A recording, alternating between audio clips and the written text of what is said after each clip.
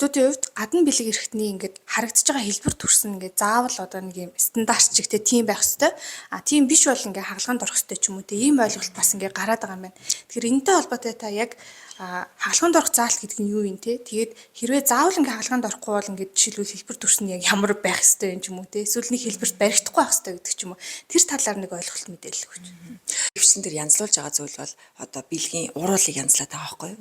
Тэгээд тэр бэлгийн уруул нь зарим хүнд жоох уртавтар, за заримд нь бол энгийн тэ янз бүр байдаг хэмжээ хэлбэр найдалгүй.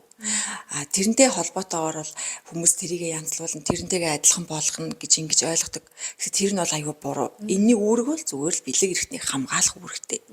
Тэгэхэд бид нэр тэр хамгаалах үүрэгтэй юмыг гой харагдуулах гэдэг байна гэсэн үг. Тэг ямар ч шаардлага байхгүй.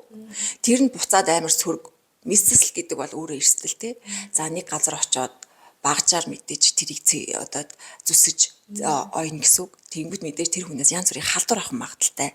Ихэвчлэн одоо нөгөө гадуур хувийн эмнэлгүүдээр л энийг хийж байгаа. Улсын эмнэлэг бол ийм үйлчлэгийг үзүүлэхгүй байгаа шүү дээ.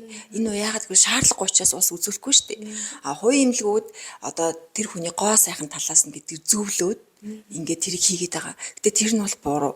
Энэ бол зөвхөн хамгаалах үүрэгтэй, өөрийн гэсэн үүрэгтэй учраас тэгээд одоо тухайн хүний эд эрхтэн гэдэг бол яг тухайн хүндээ л таарсан байх хэвээр. Түүнээс бид нарт одоо цаанаас нь илүү дутуу юм гэж заяасан юм баг байхгүй. Тэр бол янз бүрийн гажиг засал энэ төр гэж бас байдаг. Бүр илүү их урт. Гэтэ тийм тохиолдол баг байхгүй. Яг бид нар заримдаа илүү юм ургаад те илүү хуруутай илүү ингээд одоо урах цаг энтертэй төрдөг хүүхдүүд байдаг. Тэрийг бол засаж болно. Тэр бол гоо сайхан талаас засаж байна. Бэлэг эрэхтний хувьд бол тэгж засах ямар ч шаардлага байхгүй.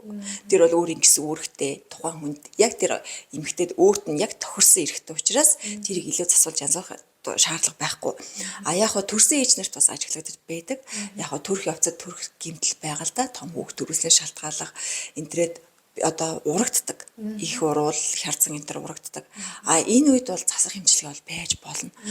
Төрөөгүй охтуудад ингэж хийлэх нь тэр хүнийг доогоороо төрөхөд айгүй төвхтэй болгоно. Бас урагдал тэр чинь мэдээж ингээд ойцсон ямиг буцаад тэрүүгээр ингээ хүүхд төрөхөд тэр одоо ойсон ойд дахиад задрах эрсдэлтэй. Тэгэхээр нөгөөд л гоё ойсон юм маань буцаад яах нь бүр амар болох. Ингээ бүр тэр хүндээ ингээд улам их зовир өгөх төрсний дараа нь тий. Тэгэхээр яг ингээд эхнээсээ ямар бэлгийн уралтай байсан яг тэрүүгээрээ байгаад шаардлагатай төрөх явцтай үүсэх гэмтлийг бол засч болно л гэж үзэж байгаа.